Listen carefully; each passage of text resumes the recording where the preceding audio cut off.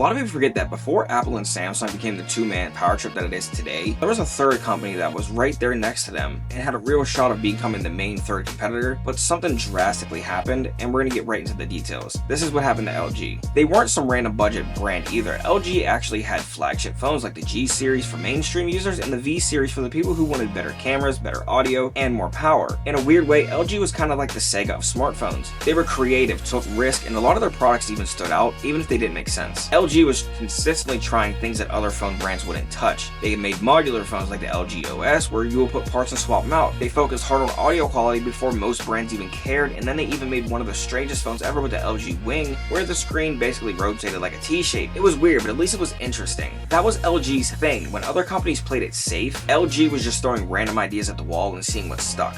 LG was consistently trying things other phone company brands just wouldn't touch it, and that's kind of a problem because being creative like that doesn't always mean you're going to be successful. They struggled with software updates all the time for years, which became a huge issue when Apple started proving how long-term life support actually was. Samsung also improved very well by giving everybody these giant ecosystems between phones, tablets, watches, whatever it may be. Meanwhile, Apple kept building an ecosystem people would get locked into, and then Samsung became the dominant Android option by just getting more polished and more reliable every single year. LG was still interesting, but interesting doesn't always beat consistency. And unlike companies like HTC, BlackBerry, Sony, or even the Windows Phone, LG felt more like a direct Sega comparison because they were actually in the fight for a longer time. Now, what made LG special wasn't just the weird ideas people always talk about, like the swivel screen or even the Wing or the second screen accessories. The LG Wing was one of those phones that looked ridiculous until you actually used it. The swivel to line let you actually watch video, use maps, or even text on a second screen at the same time. But the hidden gem was like a built-in gimbal. But there was a hidden gem that was built in, and it was a gimbal mode, which turned your phone into a mini camera rig with joystick controls for smoother video. The LG G8X was also just weird, but in the best way, letting you turn your bottom dual screen to a fully customizable game controller while gameplay stayed on the top, basically giving you a handheld controller setup years before foldable started pretending that they actually invented multitasking.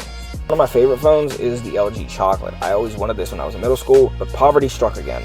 LG mattered because it was one of the few phone companies willing to treat smartphones like an experiment instead of a checklist. Now, while these other companies started to blend together, LG kept trying to make phones feel a little bit different. The company did help push a lot of things people now expect from modern phones, even if it rarely ever gets credit for it. LG was one of the first major brands to really focus on ultra-wide cameras, something that is now basically a standard on nearly every flagship phone. Before that, most companies were focused on zoom or more just improving the main lens, but LG actually made people realize how useful it is to fit more into a shot without stepping backwards. It also took audio seriously in a way most people barely even cared about, packing high quality DACs into phones like the V series so that wired headphones would actually sound noticeably better, at a time where companies actually treated the headphones just like an afterthought. LG was building phones for people who actually cared about music, videos, and media. The displays were also a huge part of the industry. LG wasn't just making phones, it was deeply involved in screen technology behind the scenes through LG Display, helping supply panels and advanced OLED tech across the entire industry.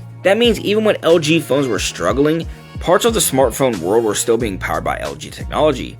The company also understood big screen phones early on. The LG G2 in 2013 was a major example of this, shrinking the bezels before most brands even cared, giving the users a bigger display without making it completely huge. Rear buttons on the G2 looked strange at first, but they came from LG actually rethinking where controls made sense on a larger phone. Even software ideas like multitasking tools, customizable notification buttons, and even extra camera controls were first showed often in the LG phones before becoming even more common elsewhere. LG never really played it safe, and that was one of the biggest strengths and its biggest weaknesses. Sometimes that led to genuinely smart ideas that the rest of the industry would actually quietly borrow later on, and other times it led to products that confused people or launched before they were fully polished. But that unpredictability is exactly why people still talk about LG years after it left the smartphone business. HTC had great hardware, but it faded way too quickly. BlackBerry got disrupted by an entirely new smartphone era. The Windows Phone had a lot of hardware issues and basically no app ecosystem.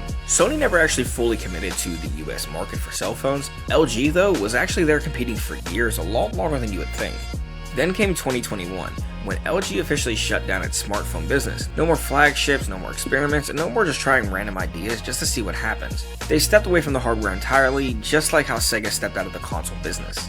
So why did I choose LG as the Sega of the phone industry? Well, basically because they had a reputation on creativity, risk-taking, and being just a little too far ahead of the market. Neither one of them was known for playing it safe. Sega, especially during the 1980s and the 90s, built its brand about being a rebellion alternative to Nintendo. While Nintendo focused on consistency, family appeal, and protecting its image, Sega pushed attitude, speed, and experimentation. It gave us the Sega Genesis, which was a major competitor towards Nintendo, and later tried ambitious ideas like the Sega Dreamcast, a console many people now see ahead of its time because of the built-in online features, downloadable content support, and a strong arcade-like identity. The problem was that Sega often had great ideas with a very messy execution, poor timing, or even confusing decisions. It flooded the market with hardware add-ons like the Sega 32X and the Sega CD, which confused customers and weakened the trust in the brand. And then LG followed a strangely similar path in smartphones. While companies like Samsung Electronics and Apple Incorporated focused on polishing their ecosystems, branding, and mass appeal, LG kept experimenting with unusual ideas that made the tech enthusiasts pay attention. So just like Sega, LG was rarely boring. It was the company willing to ask, what if we did something weird but useful? This is what makes the comparison feel so accurate to me. Both brands were loved by a certain type of people, usually people who wanted something different from the mainstream.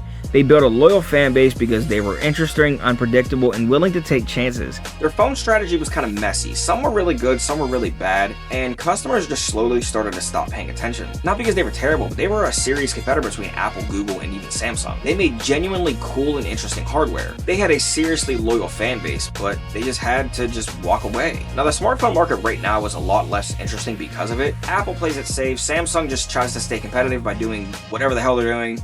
Google's doing the same thing, just playing it safe. But LG was a competitive company that made phones unpredictable. Sometimes in a good way, but most of the time in what the hell are they doing type of way. Either way, they made the market fun, and when they left, the market kind of got a little boring. Catch you on the next one.